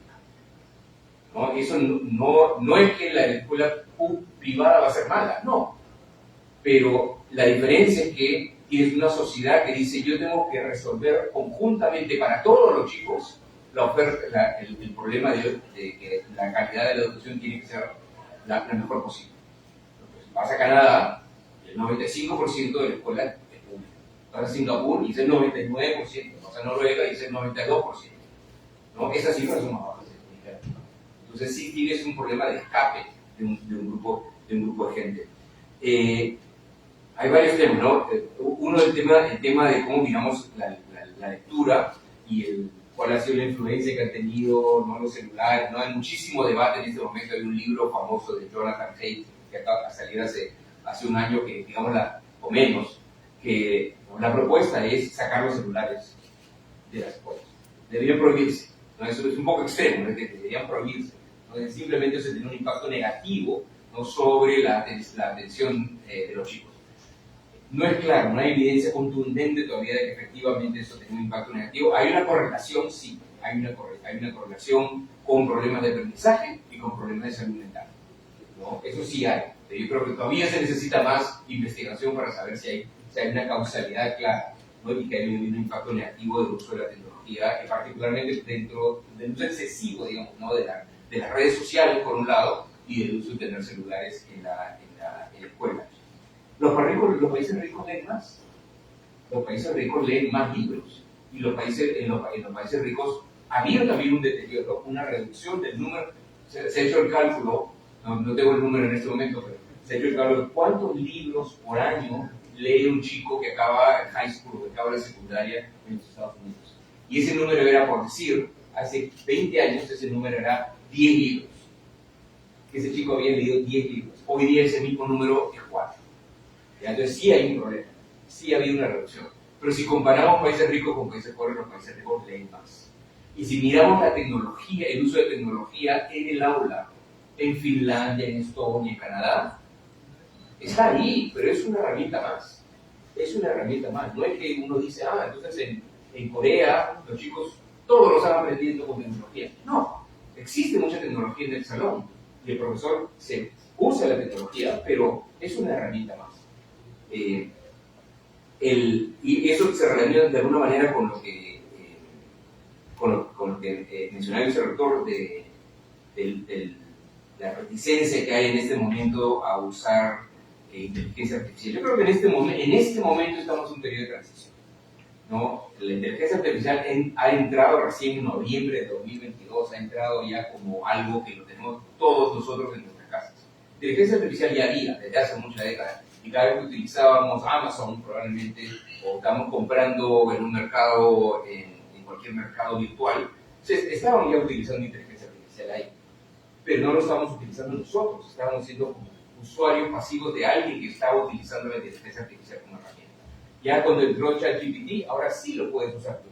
Y sí lo puede usar ese profesor para mejorar, para hacer sus clases de manera más efectiva. Yo creo que en gran parte la reticencia al uso de inteligencia artificial es porque no se conoce bien cuál es su potencialidad, inclusive con las herramientas que tenemos hoy día. Yo creo que la inteligencia artificial no le quita nada a la responsabilidad del profesor de ser el responsable, por ejemplo, del sílabo de su clase y la preparación de sus clases. No, la responsabilidad es completamente de él o de ella. Pero ahora tiene una herramienta que le permite hacer eso de manera mucho más eficaz y mucho más efectiva. Uno le puede preguntar, bueno, yo quiero enseñar este concepto, ¿no?, de economía. Dame ejemplos que me puedan ser útiles para explicarlo de manera intuitiva. Y la inteligencia artificial se lo pides y te va a dar ejemplos. Y algunos te van a parecer que están bien, otros no, pero digamos te está ahorrando tiempo, porque es como que estuvieras hablando con un colega que te da ideas, no hablan, me dice, oye, no, pero le puedes dar este ejemplo. Me gustó el primero y el tercero, el segundo no me gustó mucho. Pero lo bueno es que si Alan me estaba ayudando, yo le pregunto una vez, le pregunto dos, pero no le voy a estar preguntando todo el tiempo. Ahí sí le puede preguntar y repreguntar y repreguntar y no hay problema. Entonces es una herramienta extremadamente útil si uno la utiliza bien. No, yo creo que sí estamos ahora en un periodo de transición en gran parte porque no hay un conocimiento de la potencialidad. Yo no sé si puedo preguntar aquí cuántos estamos utilizando ahora consistentemente todas las semanas ChatGPT o cualquiera de los otros, Gemini, cualquiera. 1, 2, 3, 4, 5, 6, 7, 8, 9, 10, 60%. ¿Cuántos gente, cuántos no han levantado y si no? O sea, el que no ha levantado la mano debería levantarla, porque en verdad es un desperdicio no usarla. ¿No? Es un desperdicio no usarla porque simplemente te ahorra tiempo. Ahora, lo puedes usar mal también, ¿no? Y se equivoca también, y puede meter la pata. Y es muy fácil testear, la manera como yo testeé, y en verdad le puedo testear cómo mejorar. Hace 1 año y medio yo le pregunté a ChatGPT, dame un resumen y dime cuáles son los blogs que ha escrito Jaime Saavedra en los últimos 2 años. ¿Ya? Bueno, obviamente lo sé, no dice que he dicho. ¿Ya? Y lo que me dio ChatGPT hace 1 año, me dijo, eso es un resumen. Y me dio resúmenes que eran completamente plausibles. Y me dio títulos de blogs que eran completamente plausibles. No sé, el título de Jaime Saavedra escribió un blog, La crisis de aprendizaje en América Latina. ¿Y puede haber escrito eso? Sí, puede haber escrito. Pero es mentira, no lo había escrito. ¿Ya? Y los resúmenes que me dio cosas que yo podía haber dicho, pero no había dicho. Entonces no te sirve para decir, dime exactamente qué dijo, ¿no? Fanny Muñoz sobre ese tema. Pero si le dices, dime cosas que alguien como Fanny Muñoz puede haber dicho, sí te da algo que es plausible y eso te puede inspirar para una cosa que tú puedes escribir. Se tiene que saber bien cómo lo usas. Ahora, le he vuelto a hacer la pregunta hace poco y hizo una mucho mejor respuesta. La respuesta fue mucho mejor. No era mentira. Unos eran mentira, algunos eran inventos. Le dije, dame una biografía de Jaime Saavedra. Y me puso que yo no sé. El resto estaba bien. No hay un problema. Decía Universidad Pacífico. Pero el punto es que te da cosas plausibles, no te da cosas exactas, ¿no? Entonces, es como que estuvieras preguntando a un amigo y te dice algunas cosas que están bien.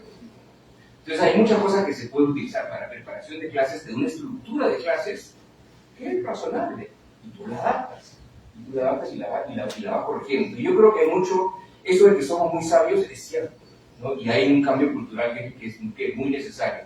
Cierro solamente, para cerrar esa ronda, con el tema que tú mencionabas de cuál es la actitud de los maestros o de los catedráticos, ¿no? En términos de su responsabilidad y qué cosas tienen que hacer en el aula. Nosotros hemos tenido el mismo problema con muchos maestros en América Latina que, por ejemplo, se resisten a que entre otro profesor a observar su clase y a darle retroalimentación, ¿no? En Argentina, cuando se implementó un programa de ese tipo, una reacción horrorosa, porque básicamente el profesor decía, no, el aula es sagrada, esta aula es mía. Yo ya sé qué cosa hacer, me lo explicaron hace 20 años, he hecho hace 20 años lo mismo, nadie me va a decir cómo hacer una cosa distinta. Es una barbaridad que alguien entre a evaluarme. En cambio, si vas a Corea, es lo normal. Todos los maestros están acostumbrados que va a haber o un director o otro maestro, que sea un peer, que está entrando, observa y le da feedback de cómo no le da retroalimentación. Oye, esto lo estás haciendo más bien, de la manera como estás interactuando con los alumnos puede mejorarse en ese sentido. Esta técnica que estás utilizando no se entiende bien. O sea, y vas al detalle, estás enseñando fracciones. Oye, cuando enseñas esta parte de fracciones no se entiende bien lo que estás haciendo. Y así es, y están acostumbrados a esa cultura, ¿no? ¿Cuál es su cultura? Es mejorar su práctica docente permanentemente. O sea, su objetivo es mejorar su práctica docente para que el chico aprenda más. Si el profesor te dice, no, yo ya sé todo lo que se tiene que hacer, cualquier persona que te dice eso, yo ya sospeché. Cualquier persona que te dice, yo ya sé todo, es una persona que es insegura o no sabe, ¿no? Entonces, yo creo que ahí hay un cambio cultural que hay que hacer y que hay que combatir permanentemente. Muchas gracias. Vamos a abrir una ronda solicitando que sean más o menos puntuales para dar oportunidad a que puedan intervenir varias personas. A Adelante. Sí, doctor, gracias por su presentación, ha estado muy interesante. Mi pregunta iba respecto a ese periodo bisagra entre terminar la secundaria e ingresar a la universidad, cuando estás como que empezando a prepararte para postular, y va referente al tema de los colegios preuniversitarios.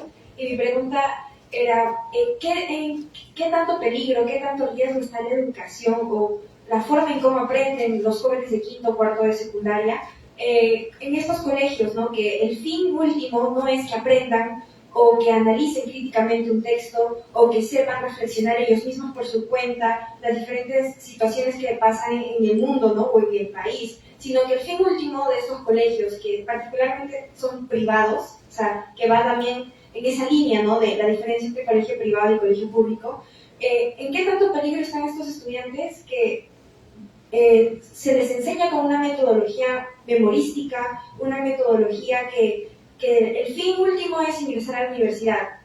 El medio puede ser cualquiera, mientras que en verdad el problema o a lo que deberíamos preocuparnos es el medio, ¿no? El cómo aprenden, el si realmente tienen esa capacidad de reflexión para que cuando lleguen a la universidad, que piden una abstracción mayor, ¿no? El nivel universitario, que logren hacerlo de la forma correcta.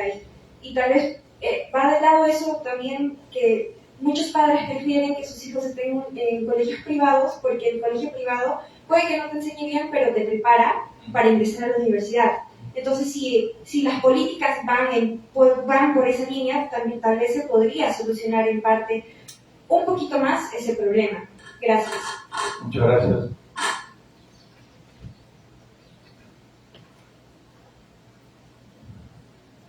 Por aquí adelante hay dos o tres.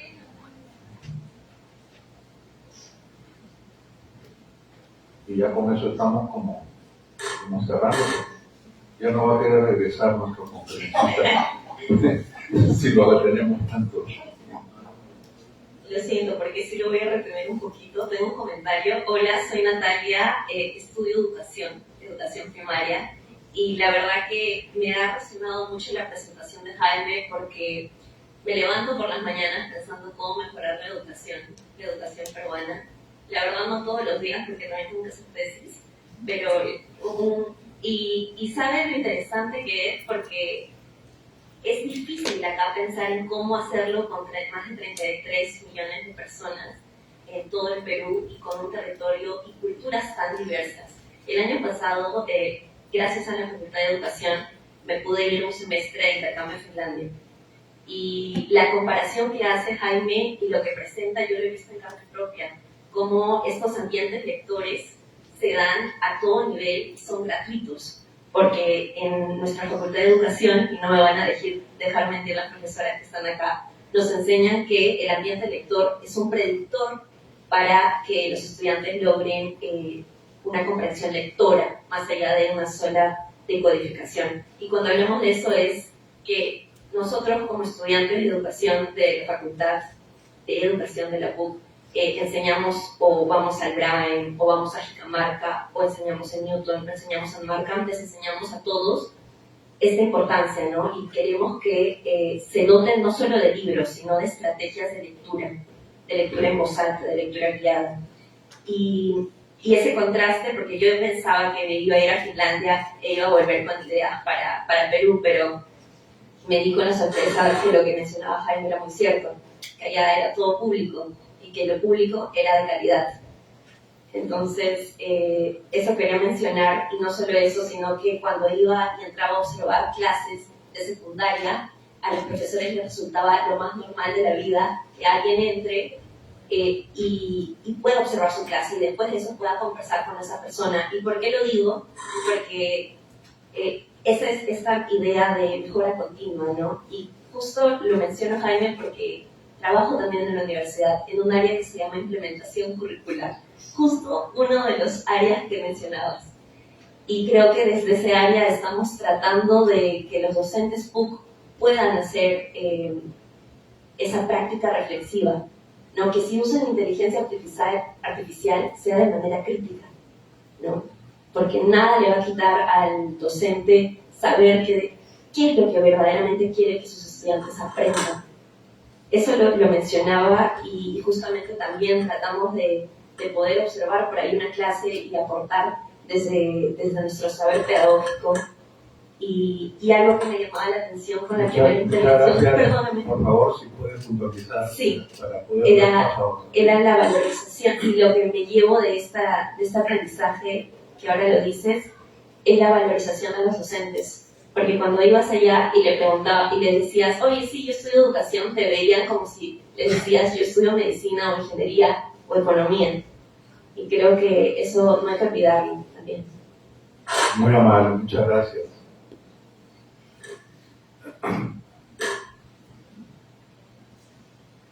Buenas tardes. Buenas tardes a todos. Yo también soy de la Facultad de Educación, soy profesora allí. Muchas gracias por la presentación, doctor Saavedra. Para hacer esto más rápido, yo quería preguntarle puntualmente, doctor Saavedra, sobre el currículum nacional. Como usted bien indicó, tenemos un currículum que ya tiene bastantes años, no hemos hecho mayores cambios. Técnicamente tendría que haber pasado ya por evaluación, por algunos ajustes, pero eso no se han hecho. Frente a ello, yo sí quisiera preguntarle a usted si tuviese la oportunidad de hacer cambios curriculares para nuestro país, ¿cuáles sugeriría para la educación básica? Tal como usted aprecia en este momento la situación en nuestro país. Y el otro tema es el de la inclusión en el aula. El escenario de la enseñanza para todos los maestros ha variado enormemente en los últimos años. Reconocemos diferentes habilidades, diferentes condiciones. Pero tenemos un gran problema aquí en la formación docente. Desde su punto de vista, y mirando la formación docente, ¿cómo se podría afrontar el reto de la inclusión en el aula? Gracias. Muchas gracias, muy amable. Adelante. Buenas tardes, gracias por la presentación. A ver, yo entiendo que uno debe juzgar una presentación pensando en el objetivo, ¿no? Creo que el objetivo de su presentación es, pues como el título lo dice, presentar que hay una crisis de aprendizaje en América Latina y señalar algunas maneras posibles de solucionarlo, ¿no? Aclarado eso, yo sí tengo diversos comentarios críticos. A ver, primero, yo sí creo que, aunque bueno, vivimos en un mundo dividido en naciones, a mí me parece una calamidad, pero así es el mundo, hacer comparaciones donde la unidad de análisis es la nación puede ser muy fácilmente comparar peras con manzanas, muy problemático, ¿no? ¿Qué tiene que ver Singapur con México? Singapur no es ni una cuarta parte de la Ciudad de México, ¿no? Bueno, ese es el primero. Segundo, yo creería que hay que hacer énfasis, supongo que no va a estar en desacuerdo, en que para entender un problema, primero tenemos que entender que son equilibrios de Nash, ¿no? Por cierto, yo creía que nuestra alumna yo pudiera diseñar el programa de educación pública básica, así como enseñamos matemáticas, lectura, yo enseñaría teoría de cuentas, así desde la educación básica, ¿no? Y entonces, en ese sentido, para proponer una política pública, celebro, por cierto, su llamado a la voluntad política. Creo que el premio Banco de Berillas en honor a Fred Bauer de este año es un reconocimiento a este punto de que se necesita voluntad política. Pero además de eso, yo estresaría, pues una política pública tiene que crear un nuevo equilibrio de Nash, mínimo, ¿no? De preferencia también un camino relativamente claro de cómo movernos del actual al nuevo. Pero enfatizar que una política pública que no crea un nuevo equilibrio de Nash, pues no creo que vaya a solucionar demasiado. Y por último, yo sé que es bien desmoralizador, lo he dicho una y otra vez, que creo que es una lección literal de libro de texto de economía de desarrollo, que un problema de un sector, en este caso el sector educativo, es muy complicado, por no decir imposible de resolver, si no se resuelven simultáneamente muchos otros problemas. La salud, la impartición de justicia, la corrupción, Yo sé que es desmoralizador, pues, porque pues, si tú le dices a una persona que quiere resolver un problema, para resolverlo tienes que resolver muchos otros al mismo tiempo, de manera simultánea, pues, se vuelve desmoralizante. Pero creo que no porque sea desmoralizante podemos omitirlo. Gracias. Gracias. hay otra más, porque ya Ya la última. la última. Ay, ok, adelante. Buenas noches, muchas gracias por el espacio de diálogo. Yo voy a complementar la discusión primera que hacía sobre el sector privado y el sector público. Aquí en el Perú hay muchas escuelas de bajo costo. Y mi pregunta ya más que nada por el hecho de que tenemos que aceptar primero de que muchas familias optan por meter a sus hijos en estas escuelas de bajo costo, ya sea porque, digamos, no hay escuelas públicas que llegan donde ellos viven, ya sea porque está implantado, digamos, el imaginario de que estas escuelas privadas son mejores que las públicas. Entonces, mi pregunta, sí, puntualmente, iba por el lado de cómo hacemos para asegurar la calidad de estas escuelas de bajo costo. Porque creo que cerrarlas no es una opción. Escuela privada. Sí. Muchas gracias. Varios temas en distinto orden. En relación a la primera pregunta, y eso es algo que vemos no solamente en Perú, sino en muchos países que hay academias preuniversitarias, por China, ahí es una pregunta de eso. En el fondo, la existencia de este tipo de academias, que son de distintos tipos, en Perú se han ya establecido como academias preuniversitarias, en otros países son industrias muy grandes de empresas que te proveen tutores. Y a veces, si tienes plata, el tutor va a ser solamente para ti, si tienes menos plata, el tutor es para 5 chicos, y son industrias millonarias, ¿no? En muchos países. Y en realidad, usualmente, la existencia de cualquiera de esos tipos de esquemas normalmente es una muestra de la ineficiencia del sistema, ¿no? Porque te está generando que ese chico alguien está pagando por la educación secundaria de ese chico, aun cuando fuera gratis. Ese chico está oficialmente en una escuela secundaria y alguien le está pagando por esa infraestructura y por ese profesor. Y la familia dice, bueno, en verdad ya no me interesa lo que pasa ahí. Me interesa solamente lo que él está haciendo en la cadena preuniversitaria. Entonces, ¿para qué estamos pagando por esa escuela secundaria? Entonces, es simplemente un síntoma de ineficiencia del sistema, en el cual estás pagando el doble, ¿no? Por algo que debería entonces hacerse. O bueno, decides que la educación secundaria solamente tiene hasta tercera secundaria y de ahí en adelante tú te vas a otro tipo de cosas. O decides de que le das la formación correcta en la escuela secundaria, para que los chicos no tengan que ir a una preuniversitaria. Su existencia responde a una ineficiencia y las familias están siendo racionales. Yo quiero que el chico entre a la universidad, no le están dando la formación correcta, con pago extra. Entonces, eso es simplemente muestra de un sistema que está siendo ineficiente. No debería existir. Para que existan no es por maldad, sino existen porque están cubriendo una necesidad. Y ahí eso muestra que hay un mismatch, un desencaje entre lo que le está dando la escuela y lo que está pidiendo la universidad. Entonces, si la universidad efectivamente pide exámenes de ingreso que son memorísticos, completamente memorísticos, entonces va a haber el tutor que te va a ayudar a que te memorices lo que tienes que memorizar, ¿no? El extremo de eso en realidad no es en Perú, es Egipto. En Egipto literalmente es academias de que básicamente te aseguran que el chico va a entrar a la universidad porque hay un acuerdo entre las universidades y esas empresas de tutoría que este es el examen. Él es el examen con distractores, tú te memorizas lo que va a venir en distractores, e inclusive cuando dijeron, bueno, ahora vamos a hacer libros, vamos a hacer un ensayo, pero los chicos no se pueden memorizar en un ensayo. Lo que hicieron esas empresas, dijeron, ok, pero vamos a acordar contigo, universidad, cuáles son los temas del ensayo. Entonces, ahora te voy a hacer memorizar estos 10 temas del ensayo, algunos te tocarán, ¿no? Entonces se generó un equilibrio ahí, en el cual universidades, instituciones, todos estaban contentos.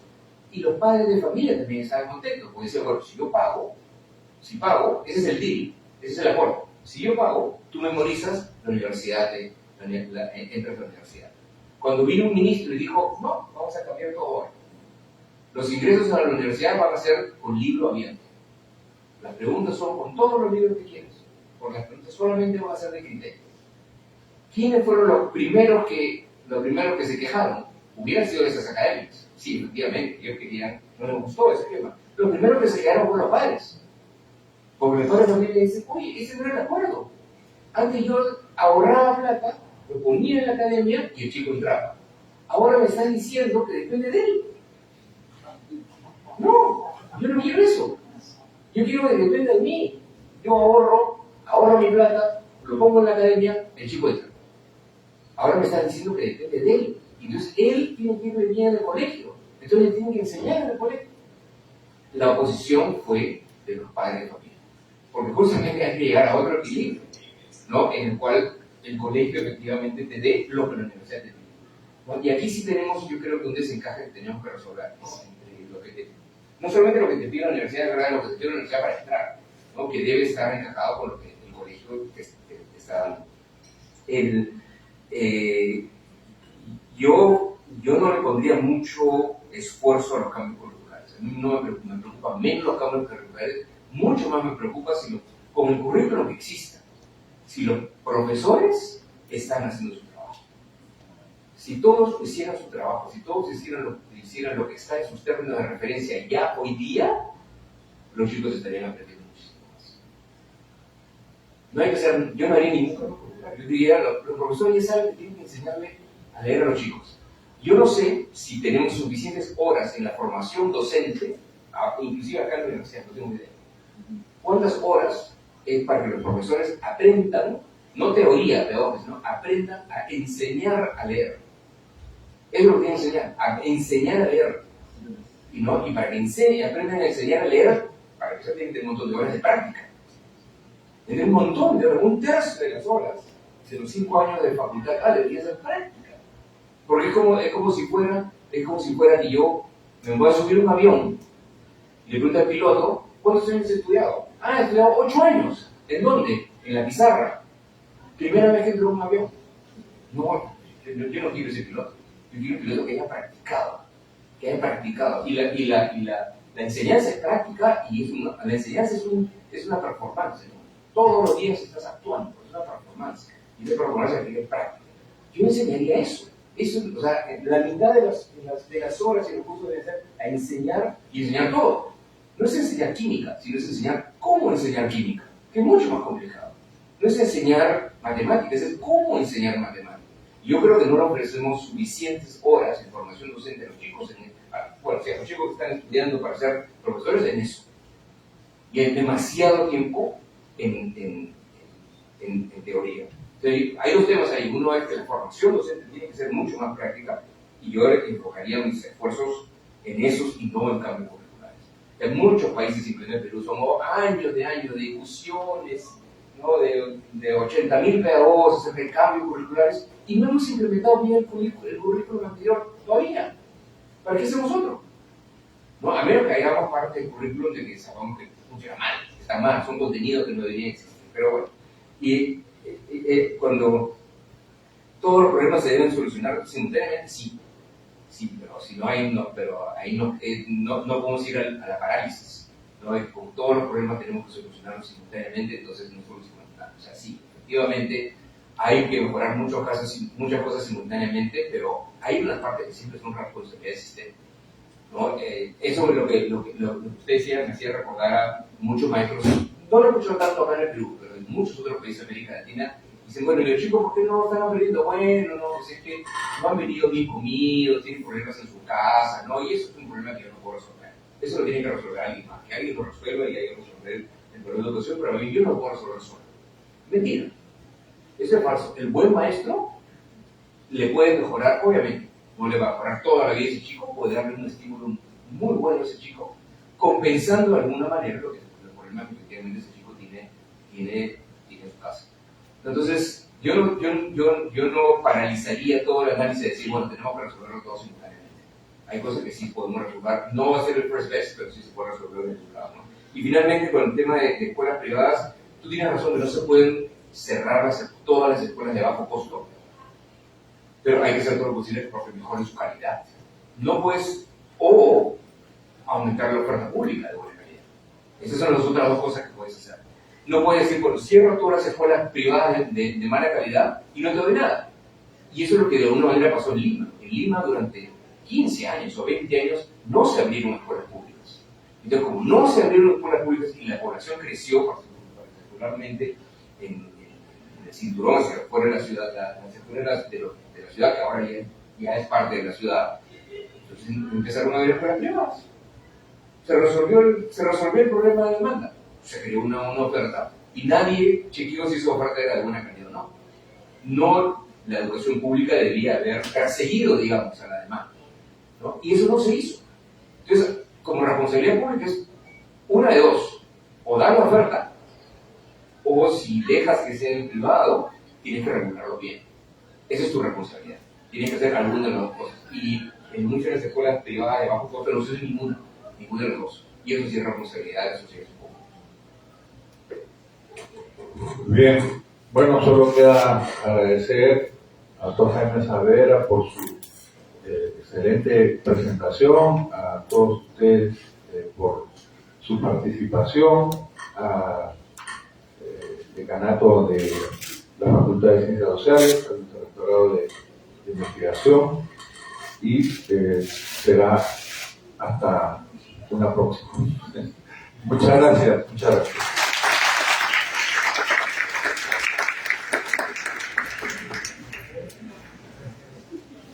La decana me dice que hay un coffee para recuperar energía.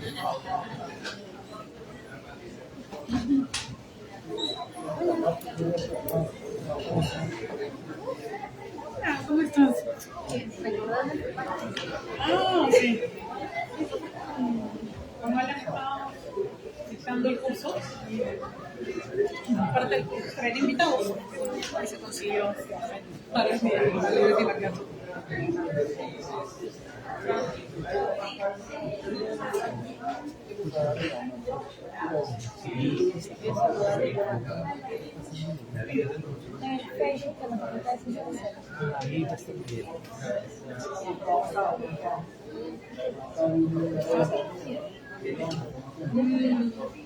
Sí, o sea, los clásicos que siempre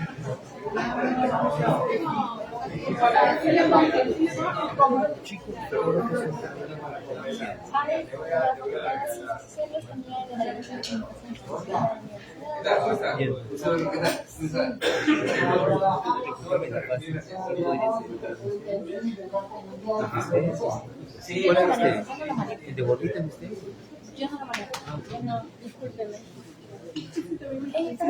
Esa calle es una foto. Era cuestión de que no se